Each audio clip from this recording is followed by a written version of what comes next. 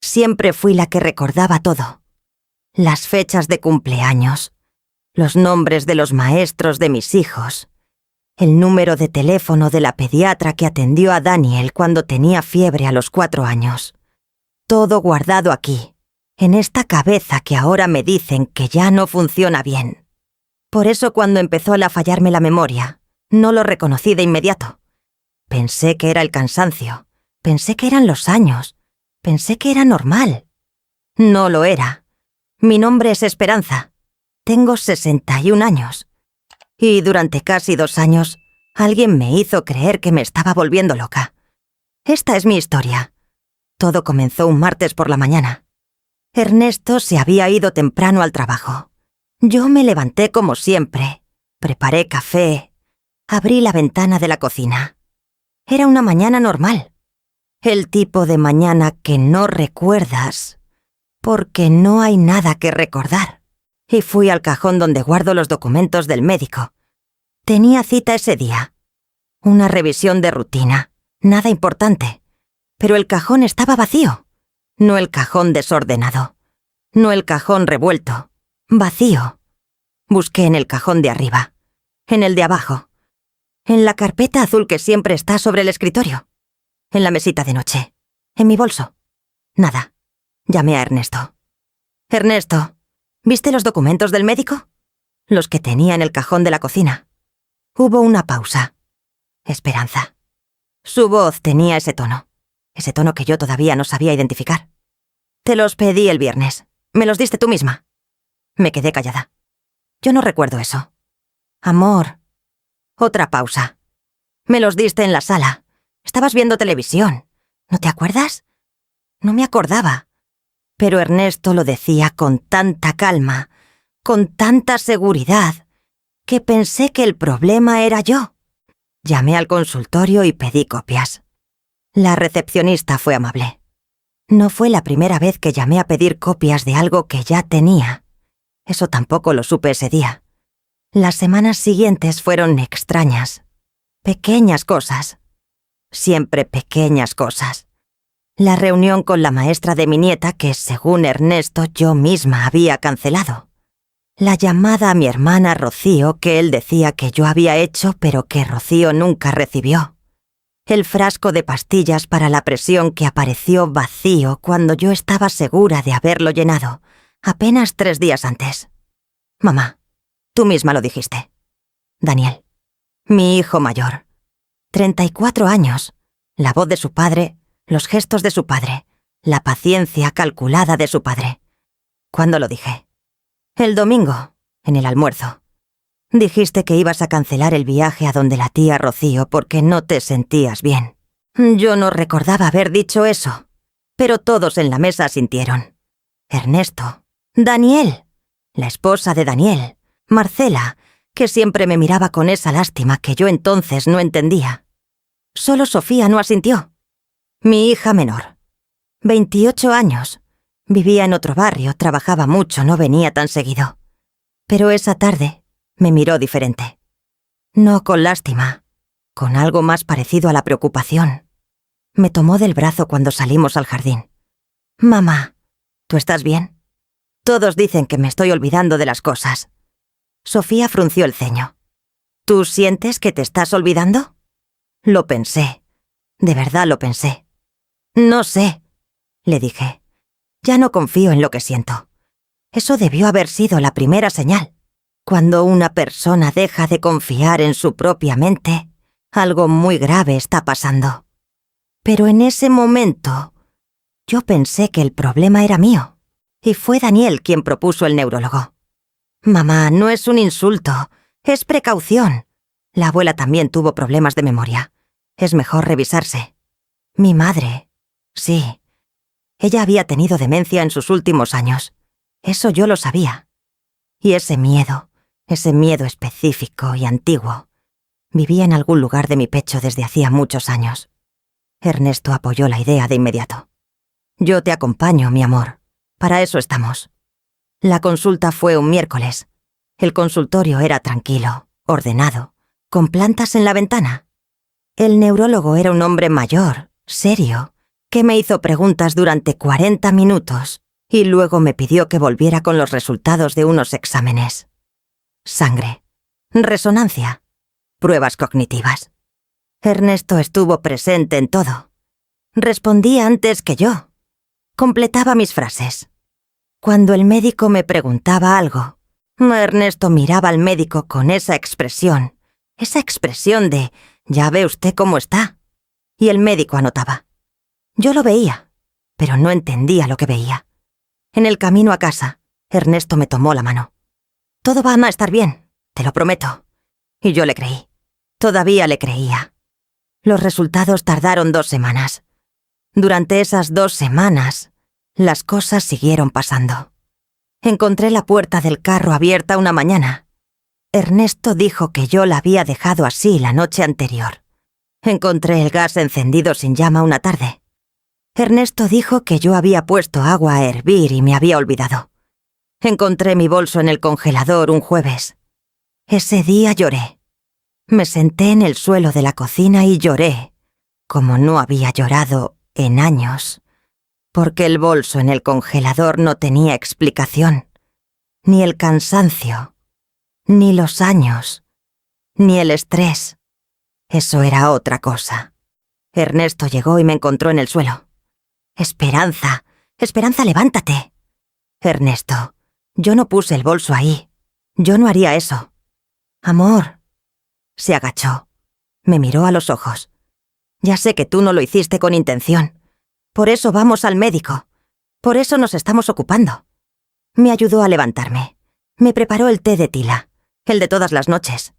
El que él siempre preparaba porque decía que me ayudaba a descansar mejor.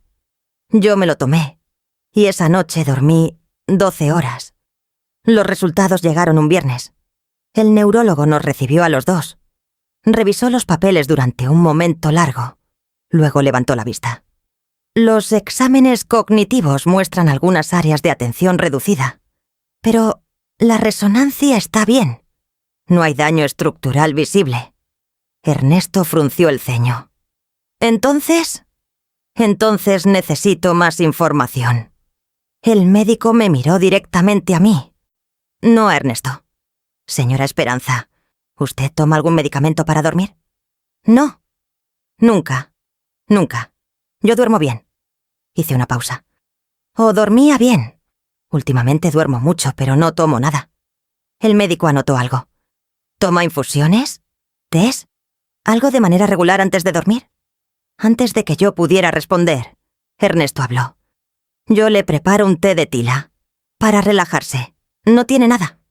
El médico lo miró un momento. Luego me miró a mí. «Señora, hay algo en su sangre que me llama la atención. Un sedante, en una concentración que no es pequeña».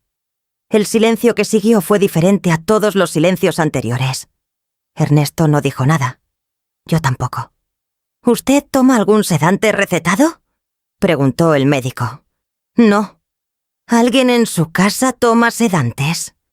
Y en ese momento, sin entender todavía lo que estaba pasando, sin tener todavía ninguna prueba, o sin haber conectado todavía ningún punto, sentí algo moverse en mi pecho. Algo frío, algo que llevaba mucho tiempo dormido.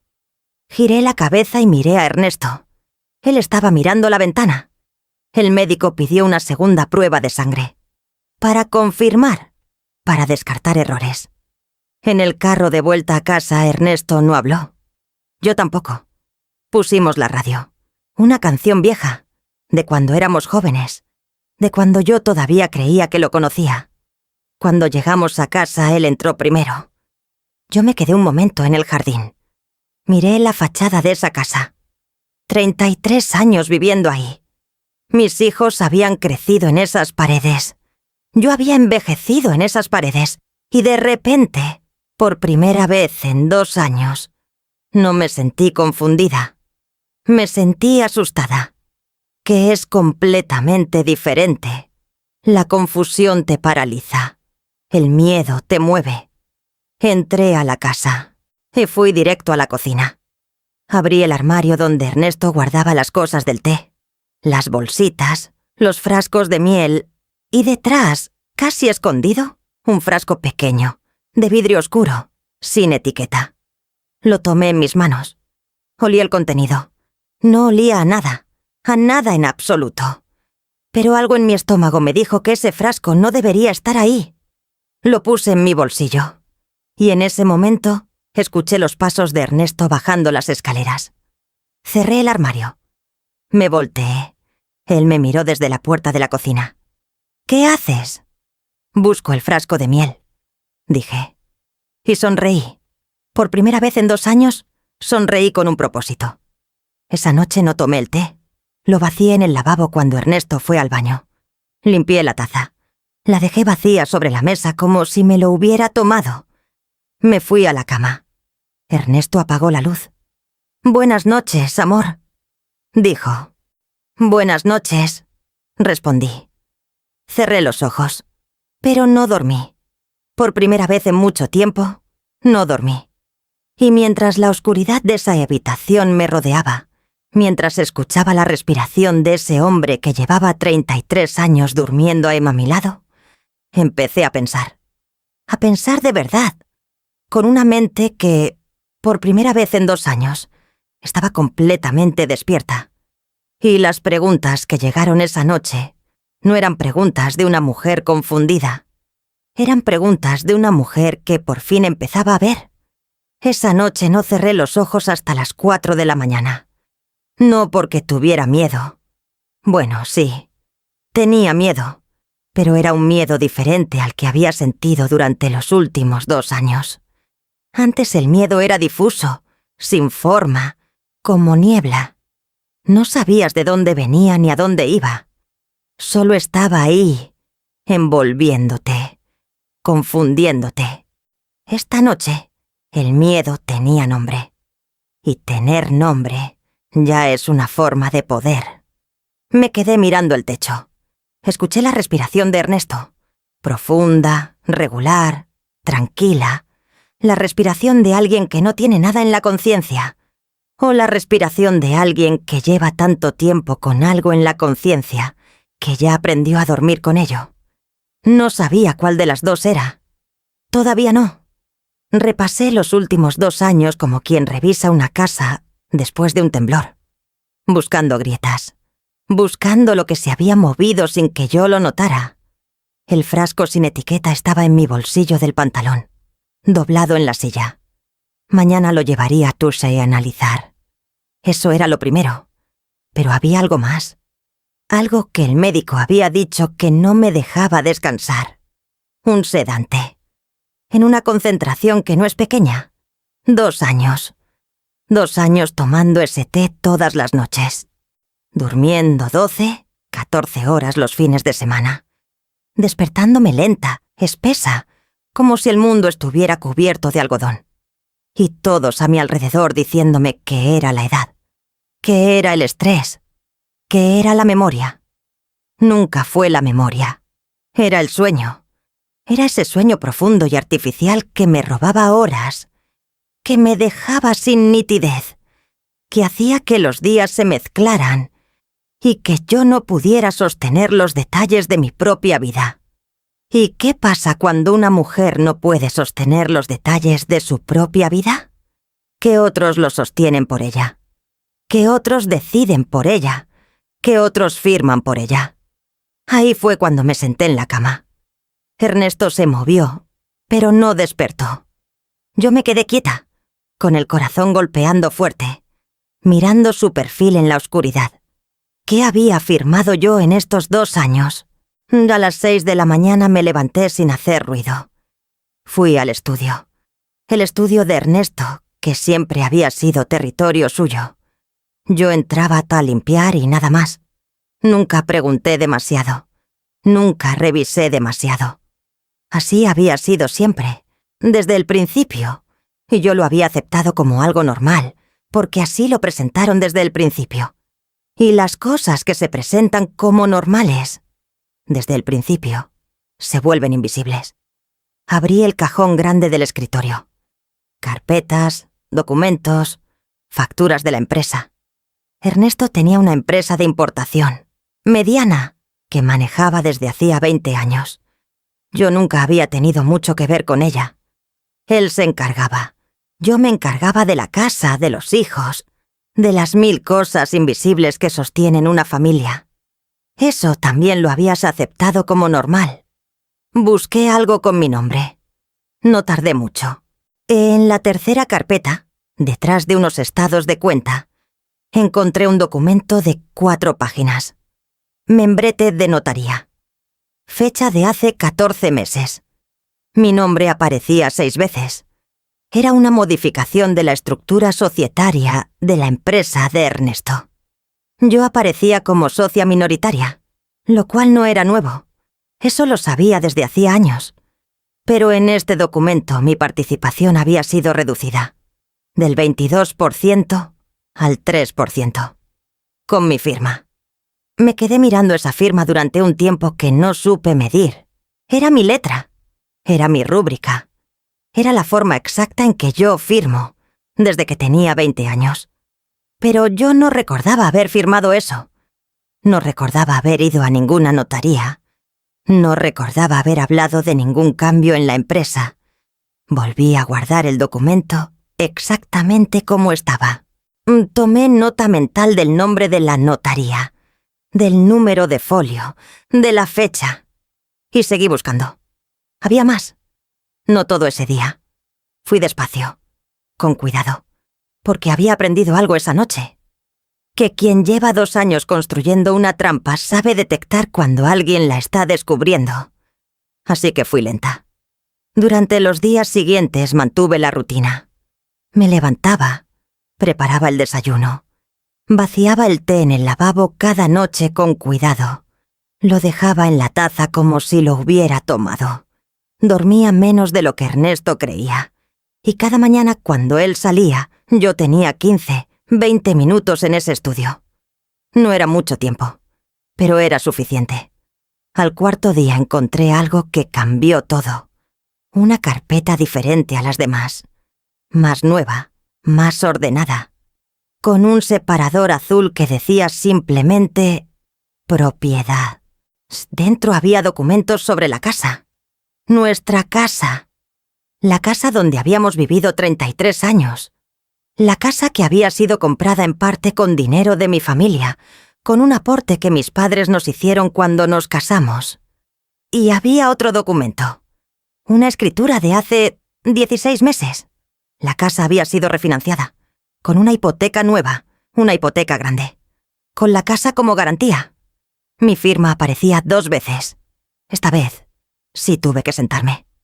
Me senté en el sillón de Ernesto, en su estudio, con ese papel en las manos, y sentí algo que no había sentido en mucho tiempo. Claridad. No era una claridad alegre. Era la claridad fría y cortante de entender algo que preferirías no entender. Él no me estaba haciendo olvidar las cosas porque estaba asustado de mi deterioro. Me estaba haciendo olvidar las cosas porque necesitaba que yo no recordara lo que estaba firmando. Llamé a Sofía ese mismo día, desde el teléfono del vecino, desde el teléfono de doña Carmen, que vivía 3 casas más abajo y que era la única persona en ese barrio en quien yo confiaba completamente. Le dije que el mío se había quedado sin batería. No era del todo mentira. Sofía contestó al segundo timbre. «Mamá, ¿estás bien? ¿Por qué llamas desde otro número?» «Estoy bien. Necesito verte. Hoy». Sin decirle a nadie. Silencio breve. Sin decirle a papá. Sin decirle a nadie, Sofía. Otro silencio. Más largo. Dime dónde. Nos encontramos en una cafetería a 3 kilómetros de la casa. Un lugar donde Ernesto nunca iba. Llegué caminando. Despacio. Como si fuera al mercado. Sofía ya estaba sentada cuando llegué. Me miró la cara y no preguntó nada. Solo esperó. Le conté todo. El frasco, el médico, el sedante en la sangre, los documentos en el estudio, las firmas que yo no recordaba haber puesto, la hipoteca, el cambio en la empresa. Sofía no me interrumpió ni una sola vez. Cuando terminé, ella puso sus manos sobre las mías. «Mamá, escúchame. ¿Tienes los documentos?» «No, los fotografié con mi celular. pero están en el estudio. ¿Y el frasco? Lo mandé a analizar ayer, con el médico, el doctor Peñaloza. Fui sola, sin decirle a Ernesto. Sofía exhaló despacio. Bien, hiciste bien. Luego me miró de una manera que no olvidaré. «Mamá, ¿cuánto tiempo crees que lleva haciendo esto?» No respondí de inmediato, porque la respuesta me daba terror. «No lo sé», dije al final. «Pero los documentos más antiguos que encontré tienen 2 años. Y los problemas de memoria empezaron hace 2 años». Sofía apretó mis manos. «Entonces no empezamos desde cero. Ya tienes pruebas. Antes de continuar, si esta historia te está atrapando, dale like. Lo que viene ahora lo cambia todo. Esa noche fue difícil. Cené con Ernesto como siempre. Hablamos de cosas sin importancia. Del vecino que estaba remodelando. De un programa que había visto en televisión. De que Daniel llamaría el fin de semana. Lo miré durante toda la cena. 33 años juntos. 33 años de almuerzos del domingo y discusiones pequeñas y noches tranquilas. 33 años creyendo que lo conocía. ¿Cuándo había empezado esto? ¿Había sido gradual? ¿Había un momento exacto en que Ernesto había decidido que yo era un obstáculo y no una persona? No lo sabía, y esa era la parte más dolorosa. No el engaño en sí, sino no saber desde cuándo. «Estás callada», dijo él. «Estoy cansada». Asintió. Me miró con esa expresión de preocupación que yo ahora veía de otra manera. «Tómate el té y descansa». «Sí», dije. Preparó el té. Lo puso frente a mí. Me miró tomarlo. Eso también era nuevo. Ahora que lo pensaba, él siempre estaba cerca cuando yo tomaba el té. Siempre miraba sin parecer que miraba. Esperé a que fuera al baño. Vacié la taza. El resultado del análisis del frasco llegó 3 días después. El doctor Peñaloza me llamó al celular un martes por la mañana, cuando Ernesto ya había salido. «Señora Esperanza, el contenido del frasco que usted trajo es una solución concentrada de un benzodiazepínico, un sedante de uso médico, pero en una concentración que no se vende sin receta. Y desde luego que no se vende sin etiqueta». Me apoyé en la pared de la cocina. ¿Cuánto tiempo puede llevar alguien tomando esto sin saberlo? Depende de la dosis. Pero si lo que usted describe es correcto, los síntomas que ha tenido son completamente consistentes. La confusión, los olvidos, la somnolencia excesiva. Todo encaja. ¿Puede hacerme daño permanente? Una pausa. No lo creo, pero necesita dejar de tomarlo ya. Y necesita reportar esto. Reportar. Esa palabra se quedó flotando en la cocina mucho después de que colgué. Reportar significaba una cosa muy concreta. Significaba que lo que me habían hecho tenía nombre legal. Significaba que Ernesto, el hombre con quien había dormido 33 años, el padre de mis hijos, el hombre que me preparaba el té todas las noches con una sonrisa, había cometido un delito. Sofía vino esa tarde. Trajo a una mujer con ella. Una mujer de unos 40 años, seria y con una carpeta bajo el brazo. Abogada, especializada en derecho familiar y patrimonial. Se llamaba Adriana. Nos sentamos las 3 en la sala, con la televisión encendida por si Ernesto llegaba antes de lo esperado. Le mostré las fotografías de los documentos. Le expliqué lo del frasco. Le conté lo del médico, los 2 análisis de sangre, lo que el doctor Peñaloza me había dicho esa mañana. Adriana escuchó todo sin expresión. Luego empezó a hacer preguntas.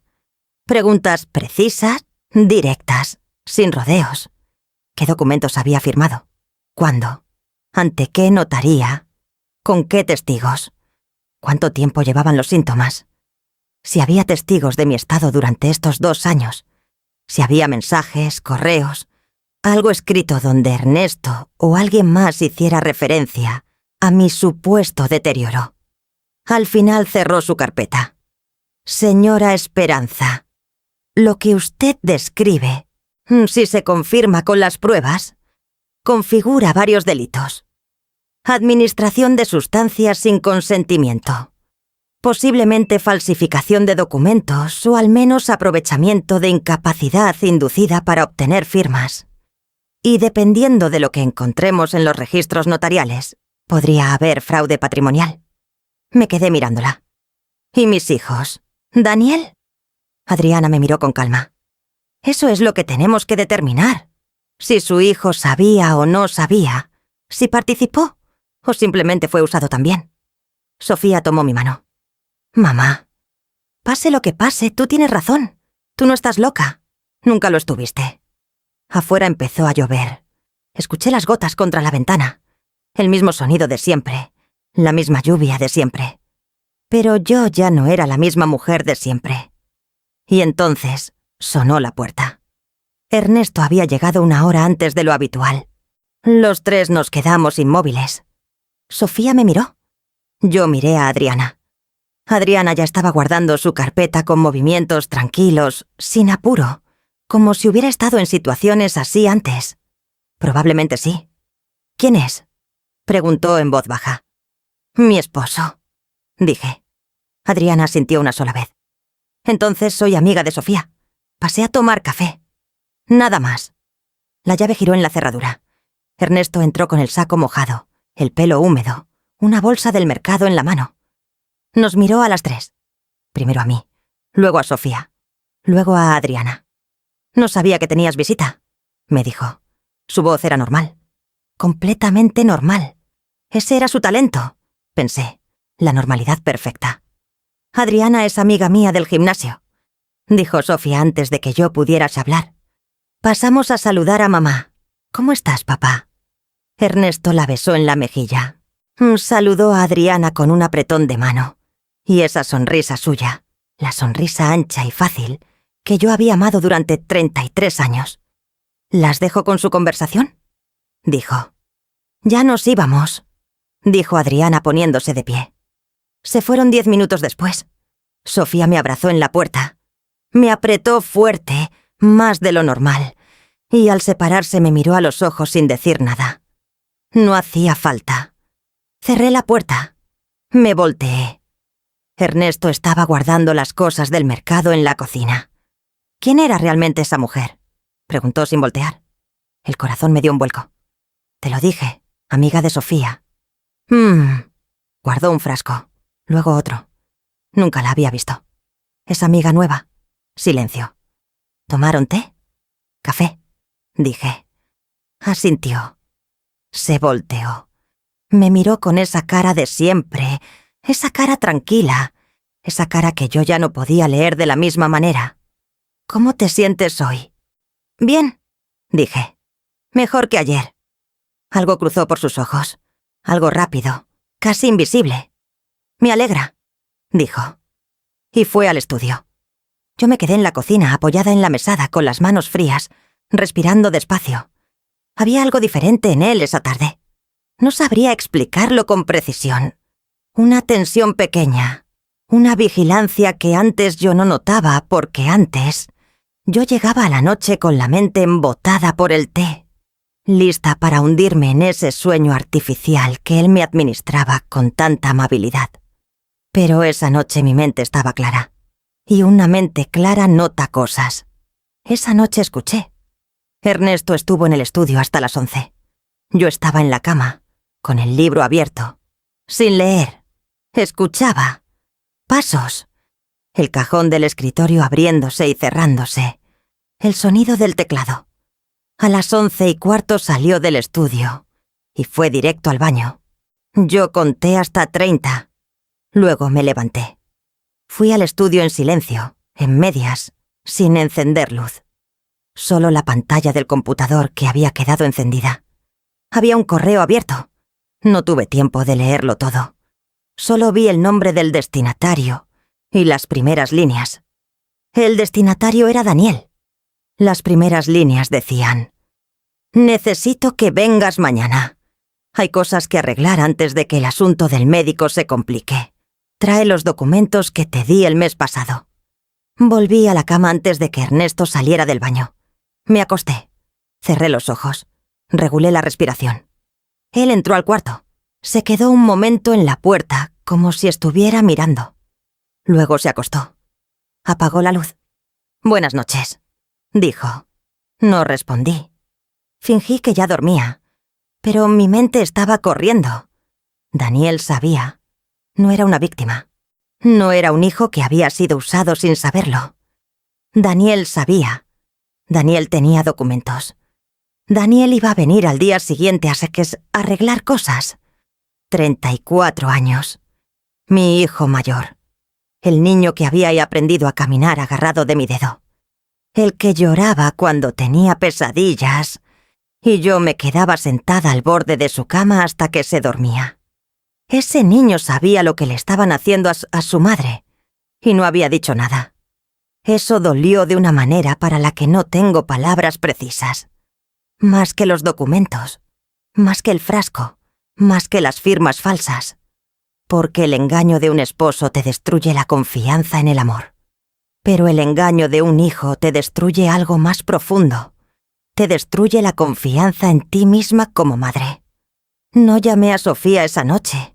Era tarde y no quería arriesgarme.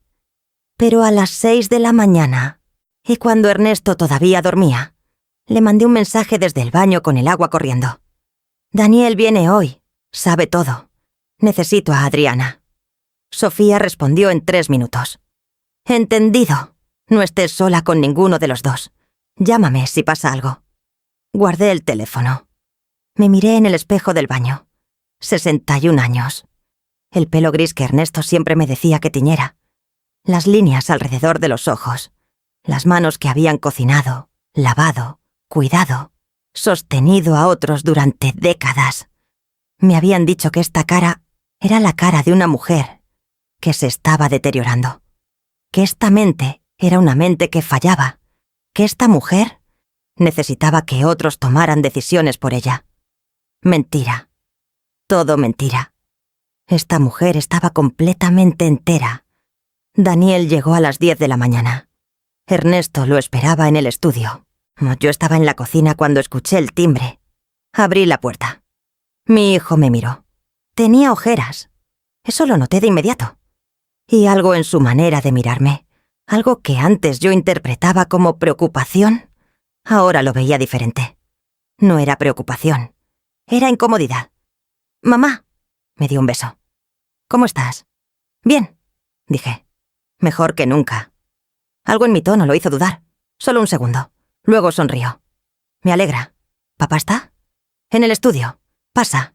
Lo dejé pasar. No lo seguí. Me quedé en la cocina. Puse aguas a hervir. Y escuché. La casa tenía paredes delgadas. Siempre las había tenido. Durante años eso me había parecido un defecto. Esa mañana fue una ventaja. No escuché todo, pero escuché suficiente. La voz de Ernesto baja y rápida. El médico pidió otra prueba. Hay que adelantar lo de la notaría antes de que... La voz de Daniel, más nerviosa. «Papá, si esto sale mal, yo estoy metido también. Dijiste que ella nunca iba a...» La voz de Ernesto, más dura. «Ella no va a hacer nada. No tiene cómo.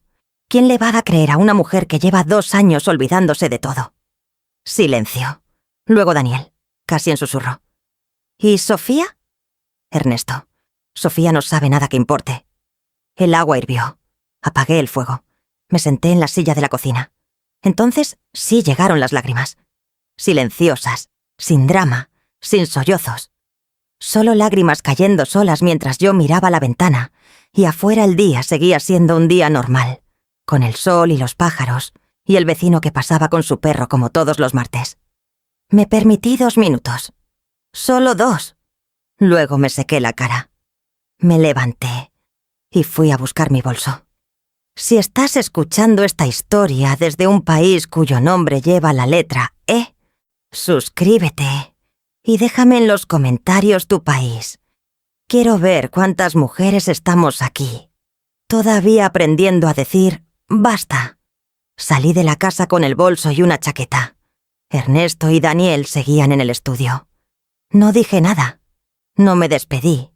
Simplemente abrí la puerta principal y salí. Caminé 3 cuadras. Entré a la farmacia de la esquina y desde el teléfono del local llamé a Adriana. «Necesito verte hoy», dije. «Tengo más información». «¿Puede ser a las 12?» «Puede ser a las 12». Luego llamé al doctor Peñaloza. «Doctor, los resultados del segundo análisis de sangre. ¿Cuándo los tiene?» «Ya los tengo desde ayer. Iba a llamarla hoy». «Señora Esperanza, confirman lo del primero. Y la concentración es mayor de lo que pensaba inicialmente. Necesito ese informe por escrito, con su firma y su sello. Lo preparo hoy mismo». Colgué. Me quedé un momento en la farmacia, entre los estantes de medicamentos y los carteles de ofertas, con el corazón latiendo fuerte, pero la cabeza clara. Clara como no la había tenido en 2 años. La reunión con Adriana duró 2 horas. Le conté lo del correo, lo de la conversación que había escuchado. Le di el nombre de la notaría que había anotado semanas atrás, el número de folio del documento con mi firma. Adriana tomó notas sin parar. «Con los informes médicos y el análisis del frasco, ya tenemos base para una denuncia penal», dijo. «El problema es que los documentos originales están en la casa.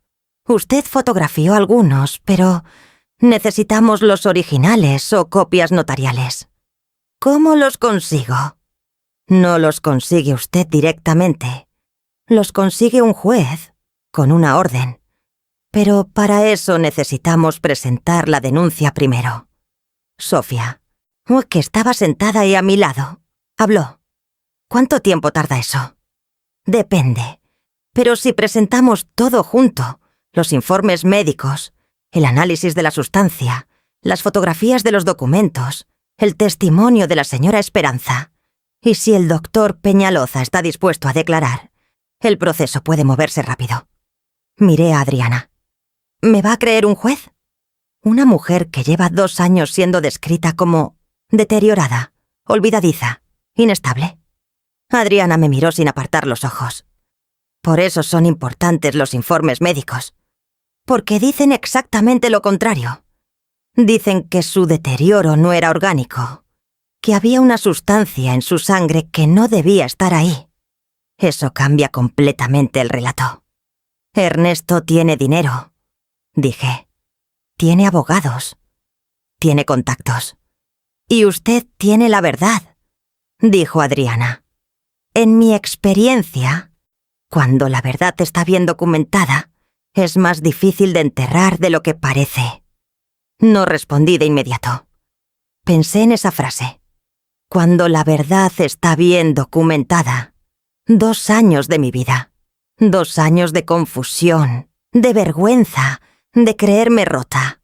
2 años de mirar a mi esposo y agradecerle su paciencia, su cuidado, su presencia constante, sin saber que esa presencia era la trampa. «¿Cuándo presentamos la denuncia?», pregunté. Adriana no dudó.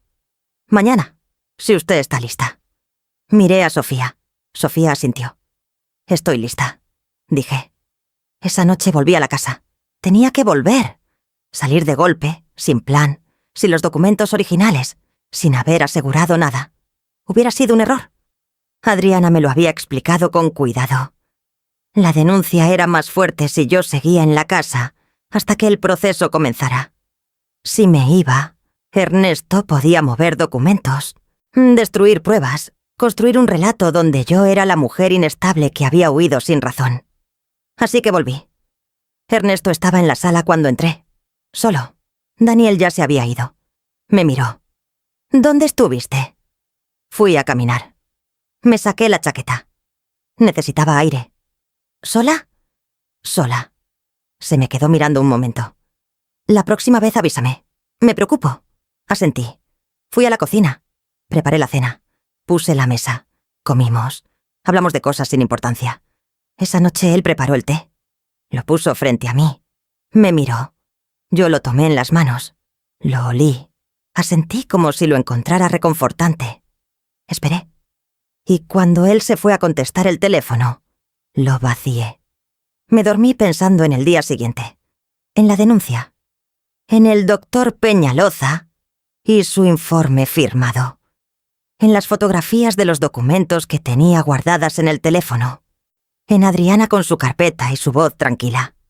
Pensé en Daniel, mi hijo que sabía. ¿Desde cuándo? ¿Desde el principio? ¿Lo había convencido Ernesto de que era por mi bien? ¿O simplemente había elegido no preguntar porque las respuestas le resultaban incómodas? No lo sabía todavía. Pero iba a saberlo. Pensé en los años que habían tomado de mí. No solo los 2 años del té, antes también. Los años en que mi opinión sobre la empresa no había contado. Los años en que mis firmas habían sido usadas como herramienta sin que yo lo supiera completamente. Los años en que me habían ido borrando despacio, tan despacio que yo misma no lo había notado. Y en algún momento, no sé exactamente cuándo, me quedé dormida. Sin té, sin sedante, con mi propia mente, intacta, funcionando. Y soñé que estaba en una sala grande, una sala que no reconocía. Había mucha luz, y yo estaba sentada en el centro, con las manos sobre la mesa, y frente a mí había documentos y había personas que me escuchaban. Que me escuchaban de verdad. Era solo un sueño. Pero al día siguiente, cuando me desperté antes de que sonara el reloj, con el sol apenas entrando por la ventana, supe que ese sueño era también un plan. Me levanté, me vestí despacio, y entonces, cuando fui a buscar mi bolso para así asegurarme de que el teléfono estuviera cargado, noté algo. La puerta del estudio estaba abierta. Siempre la cerraba con llave por las noches. Siempre. Me acerqué despacio. Empujé la puerta. El cajón del escritorio estaba abierto. La carpeta con el separador azul no estaba. Me quedé mirando ese cajón vacío durante lo que pareció mucho tiempo. No entré en pánico. Eso me sorprendió de mí misma. 2 años antes, ese cajón vacío me hubiera desmoronado. Me hubiera hecho dudar de todo, de mis recuerdos, de lo que había visto, de si la carpeta había existido realmente, o si era otra cosa que mi mente confundida había inventado. Pero esa mañana no. Esa mañana supe exactamente lo que significaba. Significaba que Ernesto había escuchado algo, o sospechaba algo, o Daniel le había dicho algo después de irse ayer. Significaba que se estaba moviendo, y que yo tenía que moverme más rápido. Fui al dormitorio. Ernesto dormía todavía. Respiración profunda, regular. Me pregunté si esa calma era real o actuada. Ya no podía saberlo. Quizás nunca había podido. Tomé mi bolso. Saqué el teléfono. Verifiqué las fotografías. Seguían ahí. Todas. El documento de la empresa con mi firma. La escritura de la hipoteca. Otros 2 documentos que había fotografiado en las semanas anteriores y que todavía no había tenido tiempo de analizar completamente con Adriana. Los originales habían desaparecido, pero las fotografías existían. Y existía el informe del doctor Peñaloza. Y existía el análisis del frasco. Y existía mi testimonio. Eso no se podía guardar en ningún cajón ni esconder en ninguna carpeta. Salí de la habitación sin hacer ruido. Fui a la cocina. Puse agua a hervir. Hice el desayuno de siempre. Los mismos movimientos de siempre. La misma cocina de siempre. Porque si Ernesto se despertaba y me encontraba en la cocina preparando el desayuno, todo tenía que parecer normal. La normalidad era mi escudo ahora. Él me había enseñado eso sin querer. A las 7:30 escuché sus pasos en el pasillo. Entró a la cocina. Me miró. Miró la mesa puesta. El café, el pan. ¡Qué madrugadora!, dijo. No podía dormir.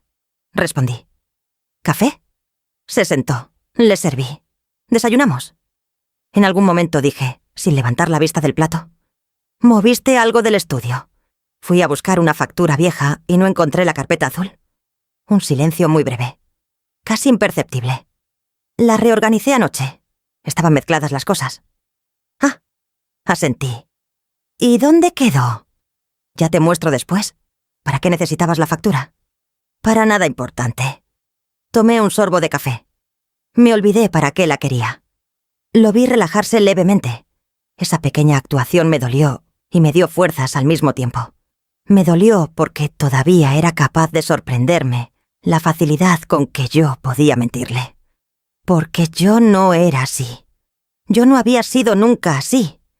Él me había convertido en esto, en alguien que medía cada palabra, que calculaba cada gesto, y me dio fuerzas porque significaba que podía hacerlo, que podía sostener esto un poco más, solo hasta esta tarde, solo hasta que llegara a la oficina de Adriana.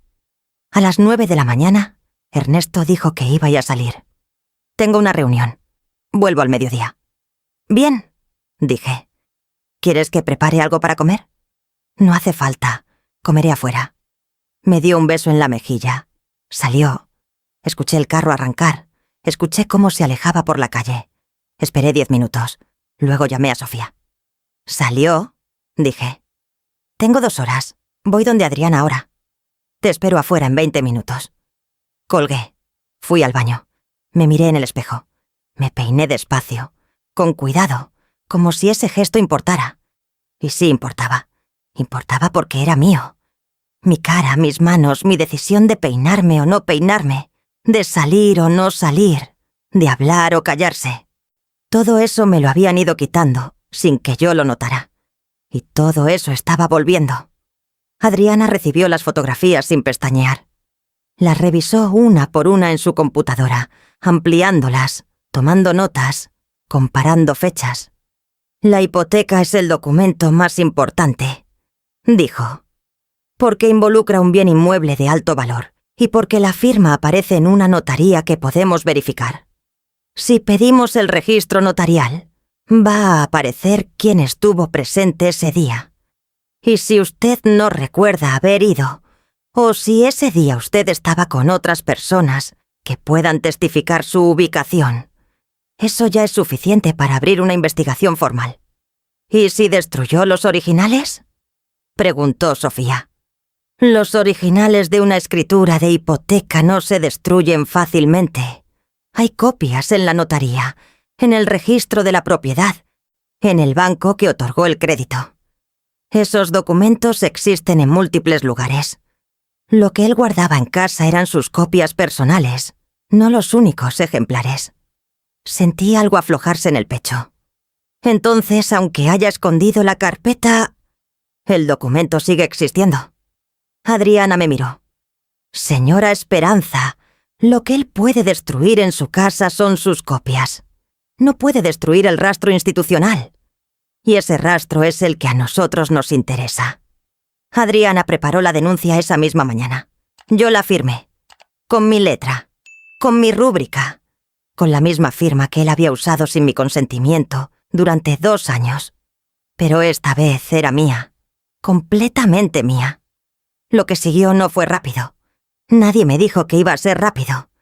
Adriana me lo advirtió desde el principio. Los procesos legales tienen sus tiempos, sus procedimientos, sus pausas que a veces parecen injustas.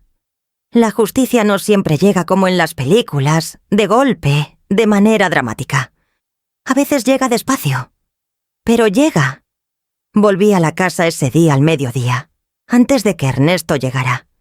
Y los días siguientes los viví con una doble vida que nunca pensé que sería capaz de sostener.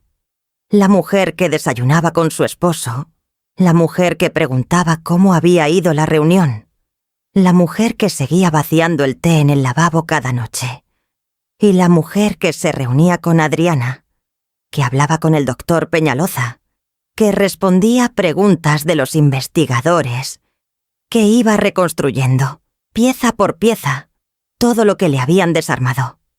Hubo un momento, a la 3ª semana, en que estuve a punto de derrumbarme. No por miedo, no por cansancio, sino por Daniel. Daniel vino un domingo al almuerzo. Como siempre, con Marcela, su esposa, y la niña. Yo había cocinado. El mismo arroz, los mismos frijoles, el mismo pollo de los domingos de toda la vida. La mesa puesta con el mantel bueno, el jugo de naranja natural. 33 años de domingos iguales. Me quedé mirando a mi hijo durante el almuerzo. Lo miré de verdad. No con los ojos de la madre que lo conoce de memoria, sino con los ojos de alguien que intenta ver lo que hay realmente. Vi a un hombre incómodo. Vi a un hombre que no me miraba directamente, que hablaba mucho de cosas sin importancia, que se reía un poco más fuerte de lo necesario, que le prestaba demasiada atención a la niña para no tener que prestarme atención a mí. Vi culpa, no maldad. Culpa. Y eso, curiosamente, fue más difícil de manejar que la maldad, porque la maldad se enfrenta. La culpa ajena te parte en dos. Después del almuerzo, cuando Ernesto y Daniel se fueron al jardín a hablar, Marcela se quedó en la cocina ayudándome a recoger. Marcela, la esposa de Daniel, 7 años de nuera.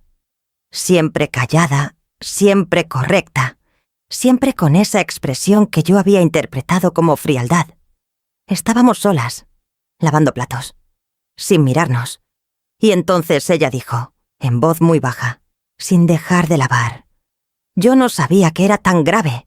Me quedé quieta. ¿Qué sabías?, pregunté, igual de bajo.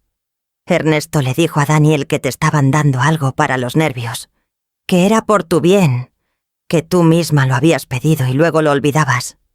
Se le quebró un poco la voz al final. Daniel lo creyó. Hizo una pausa. O quiso creerlo. Seguimos lavando en silencio. ¿Por qué me dices esto ahora?, pregunté. Porque vi cómo me miraste al llegar. Y porque conozco esa mirada. Es la mirada de alguien que ya sabe. Asentí despacio. ¿Vas a decirle a Daniel que hablamos? No, dijo. Pero alguien tiene que decirle la verdad. Y creo que ese alguien tiene que ser usted. Terminamos de lavar en silencio. Afuera, en el jardín, se escuchaba la risa de la niña. Antes de continuar, si esta historia te está moviendo por dentro, deja un comentario. Quiero saber qué estás pensando. Esa noche, después de que todos se fueron, después de la rutina del té vaciado y las luces apagadas, me quedé mirando el techo durante un tiempo largo. Pensé en Marcela, pensé en Daniel, pensé en la posibilidad de que mi hijo no fuera un cómplice, sino un cobarde. Y me pregunté si eso era mejor o peor. La cobardía duele diferente a la traición. La traición es un acto. La cobardía es una elección repetida, todos los días, de no ver lo que no quieres ver. 34 años le había dado yo a ese hijo. 34 años de estar presente, de levantarme en las noches, de quedarme en los momentos difíciles. Y él había elegido, todos los días durante 2 años, no preguntar demasiado. ¿Podía perdonar eso? No lo sabía. Todavía no lo sé. La llamada de Adriana llegó un jueves por la mañana. Ernesto estaba en el estudio. Yo estaba en el jardín, con el teléfono en la mano, como si estuviera leyendo. Señora Esperanza. El juez firmó la orden. Van a citar a Ernesto la semana que viene. Cerré los ojos un momento. ¿Él va a saber que fui yo? ¿Va a saberlo cuando reciba la citación? Sí. Silencio. ¿Está preparada para eso? Era una pregunta real, no protocolaria. Pensé en los 33 años, en el té de cada noche, en el cajón vacío, en las firmas, en Daniel, mirando hacia otro lado, en Marcela lavando platos en silencio. Pensé en la mujer que había sido antes de todo esto, la que recordaba todos los cumpleaños, todos los nombres de los maestros, el número de teléfono de la pediatra. Esa mujer no había desaparecido, solo había estado dormida. Estoy preparada, dije. Colgué. Guardé el teléfono en el bolsillo. Levanté la vista y hacia el jardín. Las plantas que yo había sembrado. El árbol de limón que llevaba 20 años en ese rincón.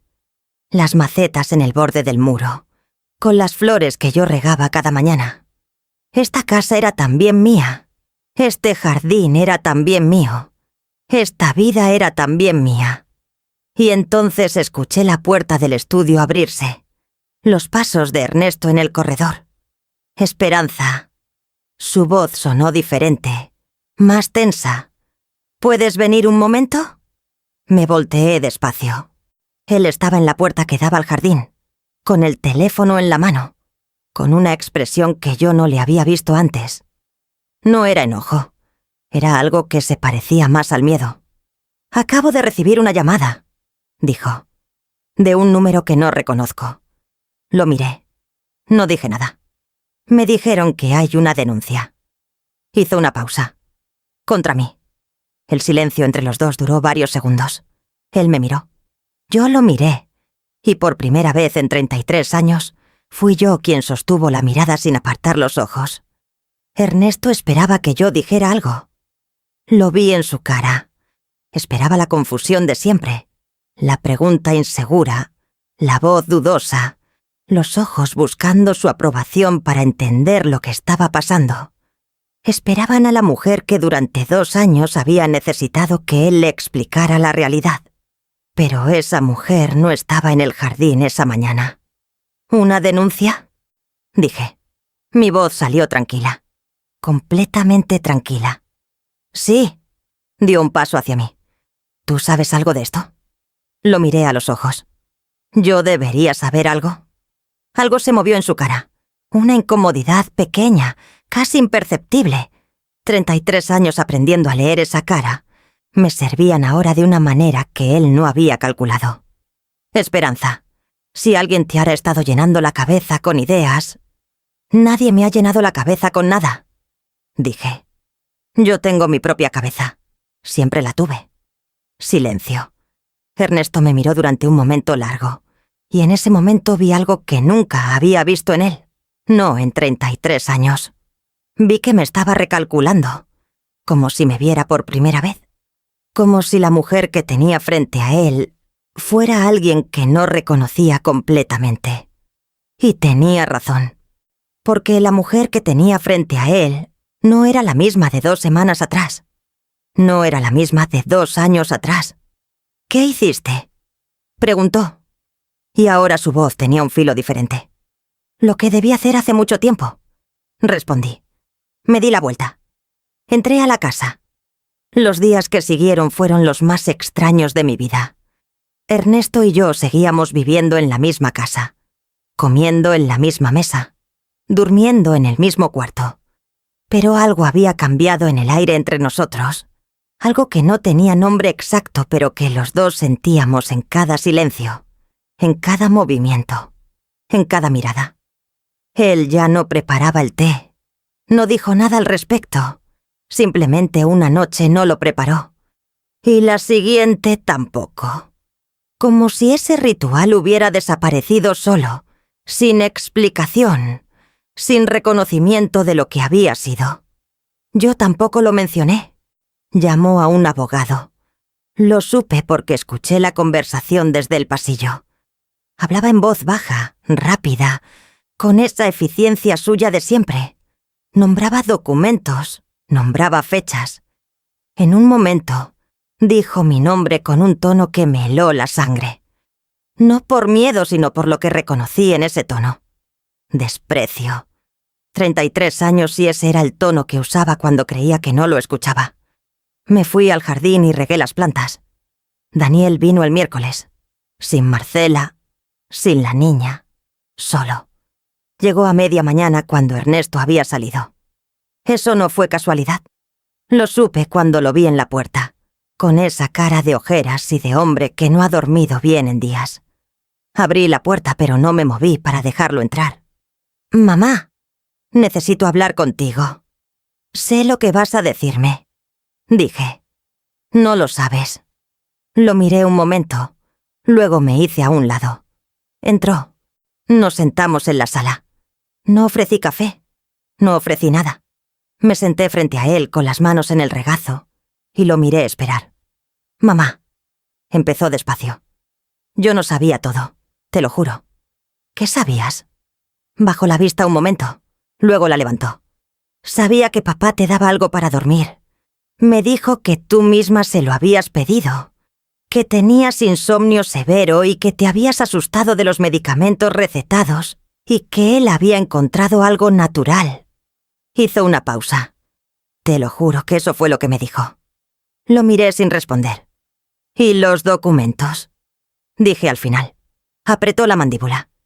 Me dijo que necesitaba reorganizar la empresa, que era complicado técnicamente y que necesitaba tu firma en unos papeles, pero que tú estabas tan mal que te ibas a asustar si te explicaba todo el proceso. Me pidió que no te dijera nada para no angustiarte. ¿Y firmaste tú de testigo? Silencio. Daniel, ¿firmaste tú como testigo en esos documentos? Sus ojos se llenaron. En uno, dijo. Solo en uno. Él me dijo que era un trámite interno, que no tenía importancia. Me quedé mirando a mi hijo, a ese hombre de 34 años que en ese momento parecía mucho más joven, que parecía el niño que se sentaba en la cocina mientras yo cocinaba y me contaba sus cosas. Sentí muchas cosas al mismo tiempo. Rabia, tristeza, algo parecido a la compasión que no quería sentir todavía. ¿Sabes lo que firmaste? Dije. Sí. Voz rota. Ya lo sé, me lo dijo Marcela. Buscó los documentos ella sola. Marcela es más valiente que tú. No lo dije con crueldad. Lo dije porque era verdad. Daniel bajó la cabeza. Lo sé, mamá. Estuvimos en silencio varios segundos. ¿Qué quieres de mí ahora? Pregunté. Levantó la vista. Quiero ayudarte. Quiero declarar. Quiero decirle a quien sea que papá me mintió a mí también, que yo no sabía el alcance de lo que estaba haciendo. Eso no te exime. Lo sé. Asintió. Pero quiero intentarlo, si tú me lo permites. Lo miré durante un tiempo largo. Pensé en Adriana, en lo que me había dicho sobre la importancia de los testigos, en que el testimonio de alguien de dentro, de alguien que pudiera explicar cómo Ernesto había construido el engaño desde adentro, podía ser valioso. Pensé en Daniel a los 4 años con fiebre. Pensé en los 33 domingos de arroz y frijoles y pollo. Pensé en que el perdón y la justicia no son lo mismo, que podía buscar una sin conceder el otro todavía. Habla con Adriana, dije. Es mi abogada. Le dices lo que me dijiste a mí. Ella decide si es útil. Daniel asintió. Se levantó. En la puerta se detuvo. Mamá. Se le quebró la voz. Lo siento. No respondí. Cerré la puerta y me apoyé en ella un momento, sola en el pasillo, con los ojos cerrados. El perdón iba a tomar tiempo, mucho tiempo, pero ese no era el problema de hoy. La citación llegó un viernes. La recibió Ernesto directamente. Yo estaba en la cocina cuando él entró con el sobre en la mano y una cara que nunca le había visto. Una cara sin máscara. Por primera vez en 33 años, sin ninguna máscara. Era la cara de alguien que había calculado todo y al que de repente le fallaba el cálculo. Me miró. «Esto va a destruir a la familia», dijo. Abrí la boca para responder y me detuve. Porque esa frase exacta, la había escuchado antes. No de Ernesto, de mi madre, cuando mi padre hacía algo malo y ella lo cubría. De las amigas que se quedaban en situaciones que las dañaban. De todas las mujeres que habían elegido el silencio para proteger algo que en realidad ya estaba roto. Esto va a destruir a la familia. Como si la familia no estuviera ya destruida. Como si lo que él había hecho durante 2 años no fuera destrucción. Como si solo contara la destrucción visible, la que se ve desde afuera. Ya está destruida, dije. Tú la destruiste. Ernesto me miró con esa expresión que yo había interpretado durante años como amor o preocupación, y que ahora veía claramente por lo que era. Control. El intento de control de alguien que siente que lo está perdiendo. Esperanza, podemos hablar de esto. Podemos arreglarlo entre nosotros. Sin jueces, sin abogados, sin ensuciar el nombre de esta familia. El nombre de esta familia ya está sucio, dije. La diferencia es que antes solo lo sabías tú. Ahora lo sé yo también. Se quedó callado. ¿Cuánto quieres?, dijo al final. Me tomó un momento entender lo que estaba preguntando, y cuando lo entendí, sentí algo que no esperaba sentir. No rabia, pena, una pena fría y distante, como cuando ves algo que fue valioso convertido en algo que ya no tiene remedio. No quiero tu dinero, dije. Quiero que un juez decida qué pasó y qué corresponde. Eso es todo. Ernesto abrió la boca. La cerró. Se dio la vuelta y entró al estudio. Yo me serví un vaso de agua. Me lo tomé despacio. De pie en esa cocina donde había pasado 33 años de mi vida. Entre las paredes que me conocían de memoria. Entre los olores de siempre. Y no lloré. Ya había llorado suficiente. Si esta historia te está llegando al corazón, dale like. Esos gestos pequeños me ayudan a seguir contando historias como esta. Las semanas del proceso legal fueron duras de una manera diferente a todo lo anterior. No por el miedo, no por la incertidumbre, sino por la exposición. Porque cuando llevas una video a los tribunales, no puedes elegir qué partes mostrar. Todo sale. Lo bueno y lo malo. Los 33 años de matrimonio con sus momentos reales, sus alegrías reales, sus cosas que habían funcionado antes de que algo se torciera. O quizás siempre habían estado torcidas, y yo no había querido verlo. Adriana me preparó para eso. Van a intentar construir un relato donde usted es inestable, conflictiva, difícil. Van a usar cada discusión que hayan tenido. Cada vez que usted haya reaccionado con emoción.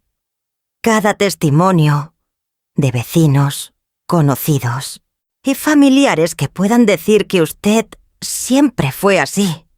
¿Y cómo me defiendo de eso? Con los hechos. Adriana me miró.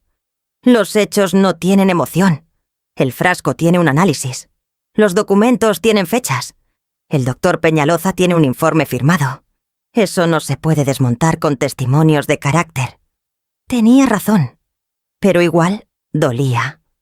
Porque algunos de esos testimonios vinieron de personas que yo había considerado amigas.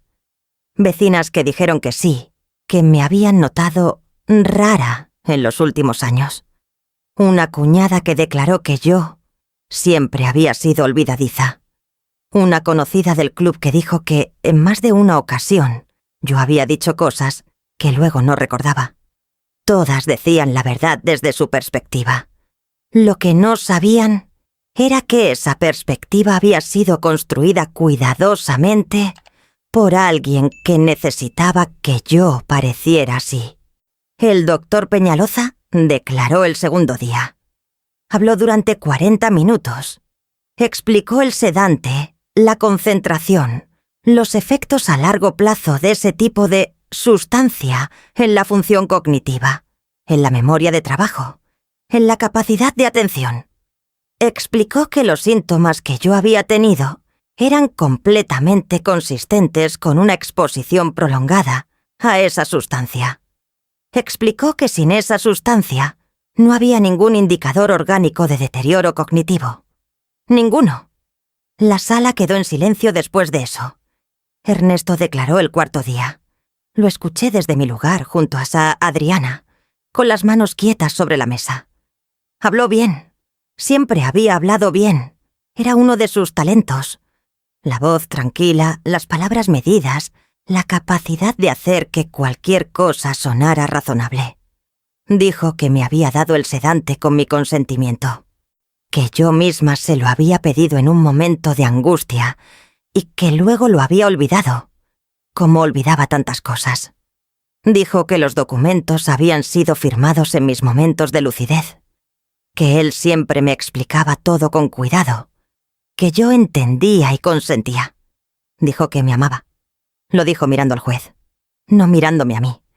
Y en ese detalle pequeño, en ese detalle que quizás nadie más notó, estaba todo. Cuando uno dice que ama ya a alguien, lo mira a los ojos. Yo declaré el 5.º día. Me senté. Respiré y conté todo. Sin dramatismo, sin lágrimas, sin la voz temblorosa de una mujer que pide que le crean, con fechas, con nombres, con el número de folio de la notaría, con el nombre del banco donde estaba registrada la hipoteca, con los detalles del frasco, el color del vidrio, el olor que no olía a nada, o el lugar exacto del armario donde lo había encontrado. Conté los domingos, los almuerzos, el té de cada noche. Conté los 2 años de despertar espesa, confundida, sintiéndome rota. Conté la noche en que no tomé el té y por primera vez en mucho tiempo pensé con claridad. Hablé durante 1 hora y 20 minutos. Cuando terminé, la sala estaba en silencio. El juez me miró durante un momento, luego escribió algo. Y ese sonido, el sonido de ese bolígrafo sobre ese papel, fue el sonido más importante que había escuchado en años. El fallo tardó 3 semanas más. 3 semanas en que seguí viviendo en esa casa porque Adriana me lo recomendó, porque el proceso no había terminado, porque salir antes podía interpretarse de maneras que no me convenían. 3 semanas en que Ernesto y yo vivimos como 2 extraños que comparten un espacio, o sin cruzar palabras innecesarias, sin el ritual del té, sin las pequeñas actuaciones de siempre. Solo 2 personas esperando. Una de ellas sabiendo lo que había hecho, la otra sabiendo lo que merecía. Y entonces, un martes por la mañana, Adriana me llamó. «Señora Esperanza». Salió el fallo. Me senté en la silla de la cocina. «Dígame». Adriana habló despacio, como si supiera que cada palabra necesitaba espacio para asentarse. El juez encontró mérito suficiente en las pruebas presentadas. La administración de sustancias sin consentimiento quedó probada con los análisis médicos y el testimonio del doctor Peñaloza. En cuanto a los documentos, el perito caligráfico confirmó que aunque las firmas son auténticas en su forma, el contexto en que fueron obtenidas configura lo que la ley llama vicio del consentimiento. Básicamente, una firma obtenida mientras la persona está bajo efectos de una sustancia administrada sin su conocimiento no es una firma libre. Cerré los ojos un momento. ¿Y la hipoteca? La hipoteca queda anulada. El banco será notificado. El proceso de reversión tomará tiempo, pero el camino está abierto. Una pausa breve. Y en cuanto a la empresa, su participación original del 22% debe ser restituida. Eso también está en el fallo. Abrí los ojos. Afuera en el jardín, el árbol de limón estaba igual que siempre. Verde, quieto, con esa presencia tranquila que tienen los árboles viejos. ¿Y Ernesto?, pregunté. Tiene cargos penales. El proceso penal es separado y va a tomar más tiempo. Pero el fallo civil lo deja muy mal parado para lo que viene. Adriana hizo una pausa. «Señora Esperanza, ¿está usted bien?» Pensé en la pregunta. De verdad la pensé. «Sí», dije al final. «Creo que sí. ¿Hay una cosa más?» Su voz cambió levemente. Daniel colaboró con la investigación. Su testimonio sobre cómo Ernesto le presentó la situación fue importante para establecer el patrón de engaño. El juez lo tomó en cuenta. No respondí de inmediato. ¿Eso lo beneficia a él legalmente? ¿Reducirá su exposición? Sí, asentí sola, en esa cocina, con el teléfono en la mano. Bien, dije. Colgué. Me quedé sentada un momento más. Luego me levanté, fui al jardín y me senté en el banco de madera que estaba junto al árbol de limón. El banco que yo misma había pintado de blanco hacía 7 años, que se había descascarado y yo había vuelto a pintar, que conocía el peso de mi cuerpo de memoria. El sol de la mañana caía directo. Cerré los ojos y lo dejé calentar mi cara. Le dije a Ernesto esa misma tarde. No porque estuviera obligada, porque quise hacerlo yo, porque después de todo lo que había pasado, quería que supiera por mi boca. Quería verlo cuando lo supiera, no por venganza, por cierre. Estaba en el estudio, como casi siempre. Entré sin llamar. Se dio la vuelta en la silla. Me miró. Salió el fallo, dije. Su cara no cambió de inmediato, pero sus manos, que tenían un bolígrafo, se detuvieron. ¿Y? Ya sabes cómo salió. Tu abogado te va a llamar pronto, si no lo ha hecho ya. Silencio. Ernesto dejó el bolígrafo sobre el escritorio. Se recostó en la silla. Me miró de esa manera suya, esa manera que yo había creído que era profundidad y que ahora veía como lo que era. Cálculo. ¿Qué quieres que te diga, Esperanza? Nada, dije. No quiero que me digas nada. Entonces, ¿para qué viniste? Lo pensé un momento. Para que vieras mi cara cuando te lo dijera. Hice una pausa. Para que supieras que soy yo, que estoy aquí, que no me fui a ningún lado. Se quedó callado. Siempre fuiste demasiado intensa, dijo al final. Lo miré, y por primera vez en 33 años, me reí. No una risa de alegría exactamente, sino la risa de alguien que entiende algo de golpe. La risa de reconocer el patrón hasta en el último momento. Hasta en la derrota, él seguía intentando definirme. Seguía intentando poner una etiqueta que me empequeñeciera. Demasiado intensa. Como si eso fuera el problema. Como si el problema hubiera sido siempre yo. Sí, dije todavía con esa risa extraña en la voz. Supongo que sí. Y salí del estudio. Me fui de la casa una semana después. No de golpe, no dramáticamente. Con tiempo, con cuidado, y con Adriana revisando cada paso para que el proceso legal no se viese afectado. Sofía me ayudó hasta empacar. Vinimos un martes por la mañana, cuando Ernesto tenía una reunión con su abogado. Trajimos cajas. No muchas. No quería llevarme todo. Solo lo mío. Lo claramente mío. Mis libros. Los que había comprado yo. Los que tenían mi nombre escrito adentro en tinta azul, porque así los marcaba desde joven. Mis plantas del cuarto. Las 2 que cabían en macetas pequeñas.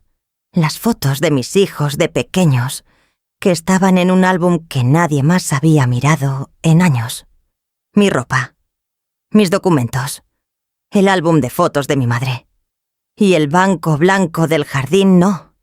Ese era demasiado pesado y además pertenecía al jardín más que a mí. Pero el árbol de limón se quedó grabado en mis ojos cuando salí por última vez. Sofía cargaba una caja. Me miró. ¿Estás bien? Estoy bien. ¿Segura? Segura. Subimos las cosas al carro. Yo di la última vuelta por la casa. No sé para qué. Quizás para despedirme. Quizás para asegurarme de que no quedaba nada mío que él pudiera usar. La cocina. La sala. El pasillo con las fotos en la pared. Fotos de familia que yo había colgado y que ahora se quedaban ahí. Testigos de algo que ya no existía. El cuarto. Me detuve en la puerta del cuarto. 33 años durmiendo en esa habitación. 33 años despertándome en esa cama, mirando ese techo, escuchando esa ventana cuando llovía. No sentí nostalgia exactamente. Sentí algo más parecido al reconocimiento. El reconocimiento de que esa habitación había sido el escenario de muchas cosas. Algunas buenas. Algunas que yo había creído buenas sin serlo. Y al final, durante 2 años, el lugar donde una sustancia, en una taza de té, me había robado la nitidez de mi propia vida. Me despedí de la habitación en silencio. Y salí. Me instalé en casa de Sofía al principio. Solo unas semanas, me dije, hasta encontrar algo propio. Resultaron ser 2 meses. 2 meses que no cambiaría por nada. Porque vivir con Sofía, verla en su cotidianidad, en su manera de moverse por la vida con esa energía suya, me devolvió algo que yo no sabía que había perdido. El gusto por las cosas pequeñas. El café de la mañana sin calcular nada. La televisión a cualquier hora sin pedir permiso. Las conversaciones largas hasta tarde, sobre todo y sobre nada, con mi hija que me miraba como a una persona entera y no como a un problema que manejar. Una noche, estábamos en la cocina de Sofía, yo picando cebolla para una sopa, y ella revisando algo en el teléfono, y de repente me di cuenta de que estaba cantando.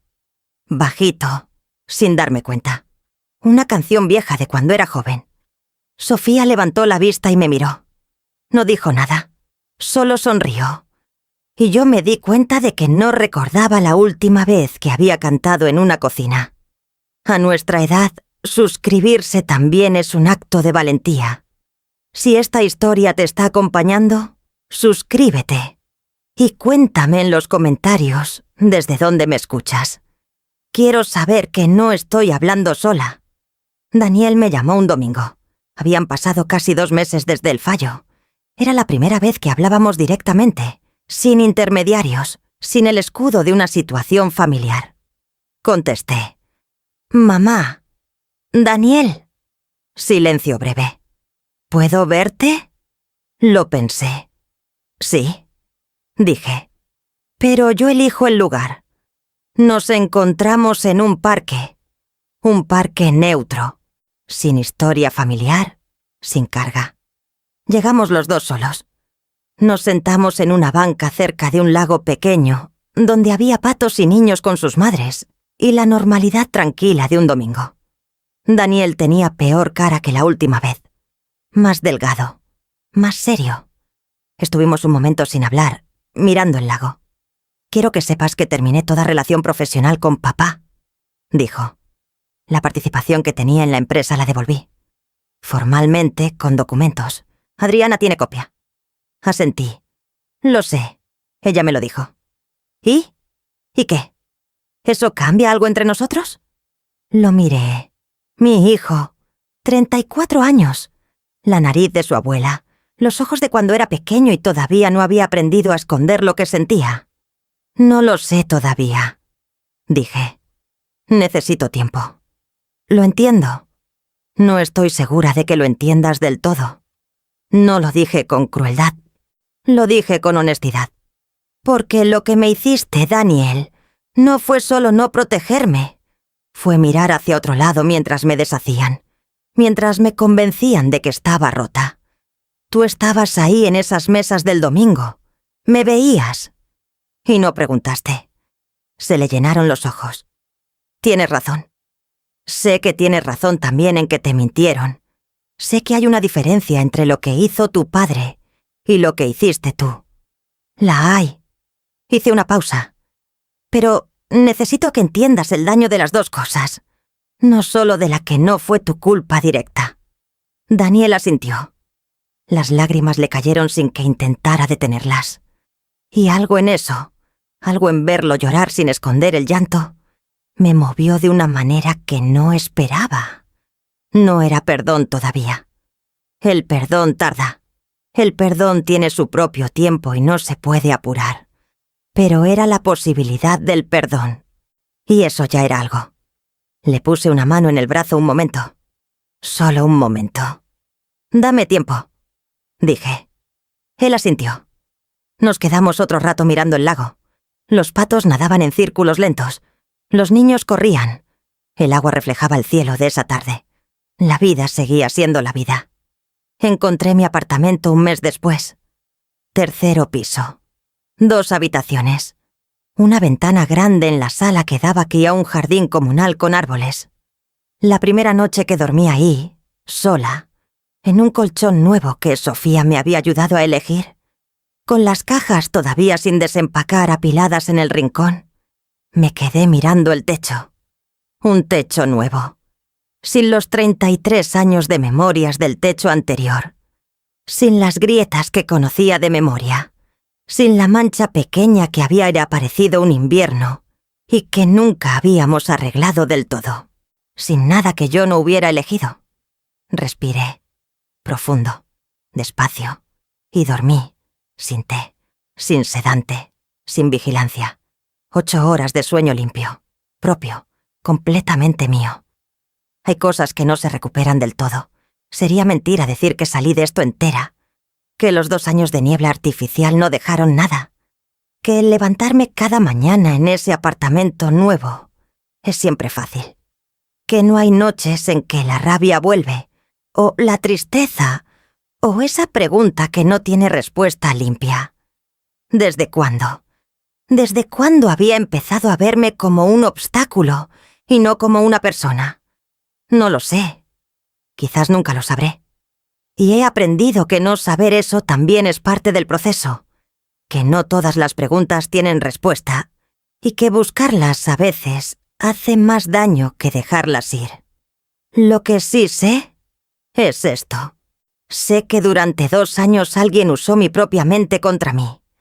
Alguien apostó a que si me quitaban la claridad, si me quitaban la capacidad de sostener los detalles de mi propia vida, yo me volvería manejable, invisible, una firma en un papel, una presencia sin peso real. Y casi funciona. Casi. Porque hubo un médico que hizo la pregunta correcta. Porque hubo una hija que me miró diferente un domingo en el jardín. Porque hubo una noche en que vacié el té en el lavabo y mi mente empezó a despertar. Y porque yo, en algún lugar dentro de toda esa niebla, no me rendí completamente. Nunca dejé de saber que algo estaba mal. Solo tardé en creerme a mí misma. Eso es lo que más me duele todavía. No lo que él hizo, sino el tiempo que tardé en confiar en lo que yo misma sentía.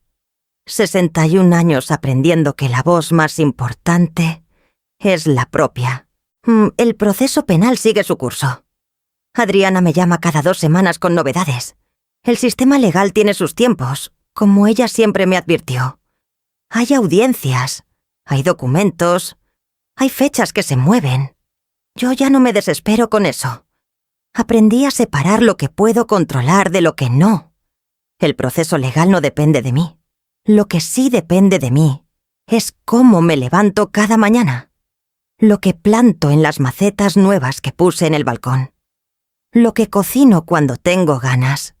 Y lo que pido por teléfono cuando no. Las llamadas con Rocío, mi hermana, que ahora son más largas y más honestas que en años. La vida que estoy construyendo en ese apartamento de 3er piso. Pequeña, tranquila, completamente mía. Sofía me preguntó una tarde si me arrepentía de algo. La miré. ¿De qué me arrepentiría? De haber tardado tanto, de no haber visto antes. Pensé en la pregunta con honestidad. No, dije al final.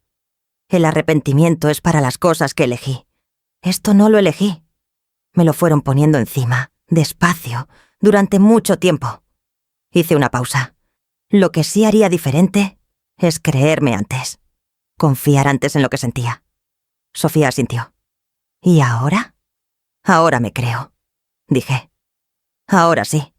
Y era verdad. 61 años. El pelo gris que ya no pienso teñir. Las manos que conocen el peso de décadas. Una mente que estuvo nublada y que volvió. Una mujer que aprendió, tarde pero con claridad, que la voz más confiable que existe es la propia. Que cuando algo no está bien, algo no está bien. Que el cuerpo sabe, la mente sabe, aunque todos a tu alrededor te digan que estás equivocada.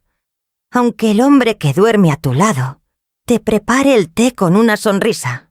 Y aunque tus propios hijos asientan en la mesa del domingo. Aunque todo parezca normal, tú sabes. Y ese saber que casi me quitaron, es lo más valioso que tengo. Nadie me lo va a quitar otra vez. Si llegaste hasta aquí, gracias. De verdad. Estas historias no son fáciles de contar ni de escuchar. Si esta te movió algo por dentro, suscríbete y deja un comentario. Cuéntame qué sentiste. Cuéntame si conoces a alguien como Esperanza. Cuéntame desde dónde me acompañas. Porque contar estas historias tiene sentido solo si alguien las escucha. Y tú estás aquí. Eso ya es todo.